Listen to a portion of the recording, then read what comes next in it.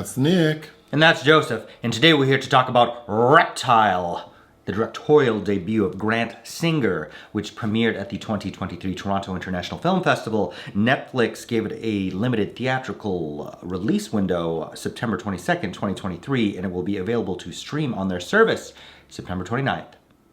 Directorial debut. Grant Singer, who has done quite a few music videos for many notables, including Taylor Swift and The Weeknd and Troye Sivan and Lorde and Sky Ferreira, who pops up in this film. Oh. The premise. Nichols, a hardened New England detective, unflinching in his pursuit of a case where nothing is as it seems, one that begins to dismantle the illusions in his own life. What's your pull quote? Benicio is best in show with this initially intriguing and consistently sinister B-grade bonanza of boilerplate genre elements. It may ultimately feel too neat and familiar, but it's hardly lizard-brained. My pull quote. There's so much I liked about this movie. It's too bad the story isn't one of them. But I did enjoy this. I think it's pretty impressive. There's nothing. I think I want to double down on the B movie elements of it. It very much feels like that. It's like if you discovered or happened upon a really great Charles Bronson film from the 70s or 80s, like Murphy's Law or The Stone Killer. That Benicio co-wrote the script with Benjamin Brewer, and the director Benjamin Brewer is also a director. He did a film with Nick Cage and Elijah Wood called The Trust that I recommend. I would recommend this movie. I thought it was enjoyable, mainly because of the cast. But there is I like the cinematography, some of the editing, the score I really liked. Mm-hmm. So I think this is a good movie. Mm-hmm. But the story. So Benicio, it's very spoiler heavy and very simple. Benicio del Toro is a homicide detective. Mm-hmm. And he's investigating the murder of this lady who's a real estate agent. She's like the mistress / fiance of Justin Timberlake. Mm-hmm. Matilda Lutz, who we just reviewed in the film Final Cut. Oh. Mm-hmm. So he's investigating her murder, and he finds out that his department is corrupt. Mm-hmm. His department is in cahoots with Justin Timberlake's family. They are like some real estate tycoons. And they're in cahoots with like drug dealers. And so basically these homicide detectives are laundering drug money through properties being sold by Justin Timberlake's family. And the lady, the character named Summer, who was killed, she was going to whistleblow. So that's why she died. So in the end, Benicio is sort of piecing all of this together. There's a final confrontation. Several of his colleagues are killed in like a shootout. Including the captain and the chief. Yeah. Mm-hmm. And it ends with him not being killed. But I mean, Benicio lives to, I guess, continue his police work. Lives to slay another day. Yeah. Mm-hmm. But I think it's very predictable. Even from the IMDb premise I read, I understood that, it's going to be that the department's corrupt. The minute we meet Justin Timberlake and his mom, played by Frances Fisher, you know something's not right. His relationship with the lady who died, it all seems sketchy. So the only thing that's kind of unpredictable, well, not even that, Michael Pitt's in the movie. Michael Pitt and Carl Glusman are kind of the red herrings, because Carl Glusman is her soon-to-be ex-husband, who is a drug dealer of the dead woman, and Michael Pitt is a neighbor who's mad because his part of the Grady's, the Timberlake Frances Fisher family empire, is to take these houses that have been foreclosed upon, and often maybe even forcing families into foreclosure. Seems to be their racket, which they did to Michael Pitt's family, and his dad killed himself, so he's harbored a grudge. So he's kind of an interesting little subplot. Well, they're planting drugs in some of these homes because then that categorizes it as something else, which makes it easier for it to be like auctioned off or something. Yes. So they have a clever little racket going on. But even Michael Pitt, he looks so damn crazy and looks so disgruntled. Like right away, we see him at the funeral or the crime scene of Summer, that we know it can't be him because it's too obvious. That's where casting becomes integral to somebody who's familiar with watching films, because Michael Pitt, both how he's presented and his character seems way too obvious, but then Justin Timberlake, who isn't really utilized at all, immediately early on that he's up to He's up to something. Not unlike that movie we just reviewed with Hilary Swank and The Good Mother, where Jack Rayner. Yeah, same kind of character. When you have a very notable actor who's not doing anything, who's stuck in a genre film, not doing anything. Jeff Daniels always pops up in my mind in Clint Eastwood's Blood Work. Like it kind of takes some of the steam out of it. But that being said, I think the first and Reptile is arguably a little too long even for a genre thriller. But for the first hour, I think it's pretty damn good. Yeah. And throughout it all, I really like Benicio del Toro and Alicia Silverstone. Yeah, who plays Benicio's lady. Judy, who's very apt at protecting herself as well. Yeah, we'll get to that. So the film opens with Justin Timberlake and this lady, Summer, getting into an argument because he didn't show up, or she didn't show up to some event that he was getting, like a presentation, something. So they get into a fight. So then the next day we see him like driving around working, and he gets a text from her like, meet me at this house I'm cleaning up to show. And when he gets there, we see that she's dead, like upstairs in an empty room, dead, brutally murdered. Yeah, like stabbed so hard with the knife that the knife is lodged in her pelvis. Yeah, the knife is lodged in her pelvic girdle so deep that they can't get, like, the coroner, they can't get it out. They have to like saw it off. I thought that was pretty creepy. Mm-hmm. So the opening is there's that, but there's also Benicio with his colleagues, and they're all at this very fancy dinner, and they even make mention of how this is more expensive than.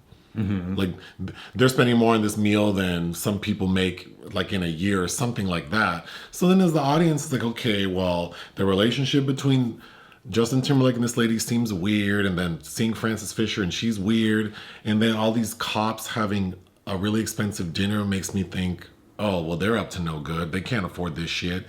Then we find out that Benicio, there's some scandal associated with him because his previous partner at work was convicted of being like a crooked cop, mm-hmm. like doing bribery stuff. And so he has that cloud over him. Well, yeah, because was he going to talk? Was he going to cross the thin blue line and narc on his partner? And he had to, it was so bad he had to escape it. And he was allowed to do so because Alicia Silverstone's uncle is the police captain where he currently is, Eric Bogosian. Yeah. Who has MS. Which I thought was like, okay, I don't know why that's so relevant. But at the dinner, they tell a weird story about Jesse James robbing a train, mm-hmm. and how they're going to rape all the men and kill all of the women. And then someone says, wait, shouldn't it be the other way around? That they rape all the women and kill all the men? But then there's a gay guy in the back of the train who goes, oh no, I think he knows how to rob a train. It was like a really weird homophobic joke that was not funny. I don't know what the purpose of that joke was. I'm not saying that the filmmaker or the writer's homophobic. It just was like a bad joke. But I don't understand the purpose of it in the... Sure. But Benicio del Toro, I think, I like him on screen so much. Mm-hmm. There are a lot of really interesting like flourishes and quirkiness. Some little character ticks. Yeah, like he sees at this fancy house Justin Timberlake lives in that he has this really nice faucet, like kitchen faucet that's like motion censored. And so he becomes fixated with that, and we see him looking it up, getting it installed in his home and using it. Mm-hmm. I thought moments like that were really cute. I agree. Mm-hmm.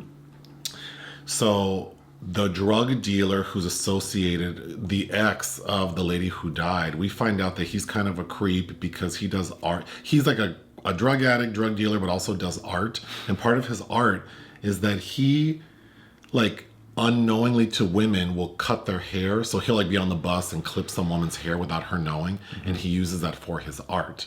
So of course he's a red herring. Mm-hmm. There is another... And he's still sleeping with Summer. Well, they're technically still married. That's why I said mistress, because Justin Timberlake tells Benicio, oh, well, I want to get married to her, but I can't because she's still technically married to this guy. And then because of that situation, you were questioning why Frances Fisher knows all about this woman's financial history. And you're like, that seems weird. I'm like, but people that have money like this, though, they are normalized. Maybe, yeah. They normalize that kind of shit. Yeah, maybe. So then the Summer, the dead lady, Benicio fixates on pictures of her hands because he's like, I think it looks like someone bit her. So he finally puts two and two together that he gets, because then where Benicio really starts to think that maybe the department is crooked is he has a partner played by Essandoh. And he sees in that guy's paperwork that he had hidden a photo of Summer's other hand. So when Benicio finds it, he like takes it. And when he puts the two pictures together, you can clearly see that someone bit her hand. So then he's fixated on trying to find that. But also on her hand was like what looked like blood. But we discovered that it's like a particular kind of paint. Mm-hmm. And then he ends up going to this like church. That she'd sold, or the property she'd sold. And the caretaker of this church, that was the most interesting person I've seen in a long time. Do we know who that actor is? I did not look him up. I really enjoyed that. I'm assuming like a character actor. Yeah, he was kind of off-putting. But he seemed to serve no purpose except to be creepy. Oh, for sure. Yeah, that's a classic red herring. Which, I mean, was effective because it took me off guard. Mm-hmm. There's a party that the cops are having. And I thought it was cute because the one guy, Wally, the bald guy, one of the crooked cops, they're, I believe, at his house. But they're playing Brandy's song Baby from like 1994. I thought that was cute. The soundtrack's very interesting. It is. It opens with a cover of Juice Newton's Angel of the Morning, which starts to kind of go a little haywire. And that song comes up again. It's kind of a theme. And then they have Knocking on Heaven's Door by Bob Dylan. I don't know that all of those selections work, but it's interesting. We know the cops are crooked. Like, if you couldn't tell, by the time we get to them going to see Sam, Summer's ex, the drug dealer, hair artist, he... it's set up where like he tried to take Benicio's partner's gun, but then Benicio ends up shooting Sam and killing him in self-defense. And I knew that something wasn't right for sure because the police don't investigate the murder any further. They just say, yep, Sam did it. Even though there's evidence to show that like not all the pieces are put together, they just say that it's him. Yeah, they want to close it. I didn't think that was well... I mean, they like what linked Sam to the murder of Summer? The only thing he's guilty his of. DNA. Yeah, but he had been having sex with her, and the only DNA we know is that because they say like there was semen in her when she was found dead. But it's like we know that she was having an affair with him, so that doesn't seem that weird. Well, they were trying to. What I was assuming they wanted to rush it and open and shut it underneath Benicio's nose, also because he killed Carl Glusman, so he's being investigated. So that is, causes some anxiety for most people. And then they wanted to seize all of those drugs. I think you're right. In Carl Glusman's house because they use the Wally takes those drugs. Yeah. No, you're right, but I kind of wish there would have been at least one more scene where we sort of feel good about, not good, but that we feel like the case against Sam Gifford, that they really planted enough. Sure. So that no one would question it. Because they leave it kind of loose enough that Benicio is still trying to figure out who really killed her. So I thought that part of the story was a little sloppy. Oh, there's a moment where Benicio's partner asked him to be the best man at his wedding. And Benicio says, no, I have a lot of work to do. He said that's a lot of work. He's like, maybe you can be an usher. I thought that was funny. The song Oogum Boogum gets played a lot because it's Benicio's ringtone. I thought that was fun. Well, because it ends up feeling sinister. I thought Michael Pitt, he looks insane. And I thought he looks like Big Boy Caprice from Dick Tracy, who's Al Pacino's character. Heavily made up, yeah. And then he has this like black hair. Oh, it's so horrible. But I just saw him in Black Flies with Sean Penn. And he looks kind of, as a cop, he looks pretty rough in that too. But there's a moment where he shows up at Benicio's house creeping around the backyard. And Alicia Silverstone is very, as you said, adept at defending herself. So she shoots at him, but she puts a hole in their above ground pool. But I thought that scene was pretty good. It's creepy, yeah. Yeah. And then I like all their little conversations because Nichols is telling Judy things about the case, and she knows cars very well, so she's identifying this Chrysler that was involved in the murder of the young woman, which becomes paramount in the end. Well, and also because originally one of the detectives goes, "Oh, I know that car. It's a Buick." So he's trying to get the scent off of the actual car, but it's Alicia's character who's like, that's not a Buick, that's a Chrysler, because I had one in college, I know. So I thought, I really like the details in this story, because some of them are so pointless. Like Alicia Silverstone's character makes purses, and we see her doing it like more than once, and then trying to sell her purses. Well, I think it's also trying to establish that they're a very happy working class family, and that's it. It's effective in that way. But I did like how it looked. It was shot by Mike Giolakis, who shot It Follows and Jordan Peele's Us. Yair Elazar Glotman, who's worked on a lot of films, but recently did the score for False Positive. I think the vibe of the film is nice. Yes, I agree. Benicio's character has dreams of being shot, and then we see one dream vividly where he goes to go look at a house, and as the audience, we think, oh, he's interested in buying a house, and Justin Timberlake's character is the realtor showing it, and then Justin ends up shooting Benicio, but then it was all a dream. So those were... Summer is in her brief moments where we see her live is also telling her friend, that's played by Sky Ferreira, that about that dream with a train. I believe in the gym, and where you see that interesting tattoo she has of her vertebra. Oh, that's right. Then the issue of the car, the Chrysler, we find out that Bogosian's character has this Chrysler like parked in his garage. It's covered and it's been painted, because we know that the car that we suspect the killer drove was a purple Chrysler, and this car is beige. But then when Benicio opens the hood of the car, he sees that it really is a purple Chrysler. That was kind of creepy, but also very predictable. Like, and then of course Bogosian shows up, and I was the only surprise from that moment was that Bogosian didn't kill him straight away. He lets him go home. There is a very tense moment where Benicio's character gets pulled over by the cops, and I thought for sure he was going to be killed, but it was just like a routine traffic stop. But then Bogosian says, well, why don't you come back in the morning and we can talk about it? But then Benicio shows up with like the chief of police, but then we find out the chief of police is in on it. So then that's where the shootout happens. Yeah, but it's creepy because Bogosian tells him, I think that that's owing to the fact that he wants his niece to be happy, who's Judy. Yes. So he because the chief says he's going to go to the bathroom, and there's this cryptic exchange, and Bogosian goes, you need to leave right now. Yeah, that was creepy.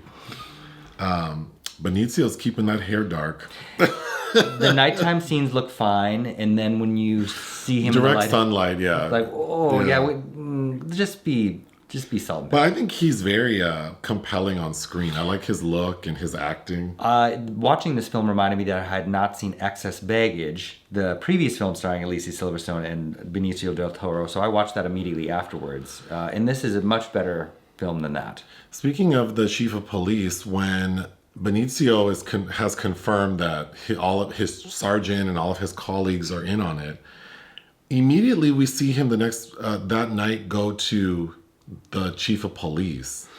And I thought, how does he know he can trust him? Because ultimately he couldn't. Oh, you're right. That was a little weird to me. Knowing that Benicio has a history of dealing with corrupt, crooked cops, I don't know why he thought that he was safe to go to the chief. I know. I think we needed a scene to better explain why he would have that trust in him. Kind of like how we have to solidify that he still can trust Judy. Yeah. Being the niece of the police captain who's crooked. But yeah, why wouldn't he just go to internal affairs? Because especially after kind of being burned already, I don't know. Yeah. Another fun detail is, so the final shootout, the last two standing are Wally and Benicio. And it looks like we don't know who's going to get the upper hand. And then all of a sudden a Frisbee that some kids threw hit a window, which distracts Wally, and then Benicio shoots him. And then at the end, you see the kids looking through the window at the dead body. I thought that was a fun detail. That reminded me of Ozark. My last note is, Michael Pitt's character just kind of vanishes. We see that he's at home one day and Justin Timberlake shows up. We can assume he's been murdered, but there's no follow-up. There's no follow-up, like that Nichols ever realized that happened to Michael Pitt. Yeah, so that's interesting. I think for this movie feeling kind of long, it's kind of strange that there are some key details that weren't explained in lieu of like dream sequences and Summer at the gym. I don't know that I needed to even know Summer at all. She could have just been a lady who was killed. But I did enjoy this movie. I did too. I would definitely watch this director's next film. Same. What would you give this one? 3 out of 5. I would give it 3 out of 5 as well. Hit the thanks button. Listen to our podcast. Bye.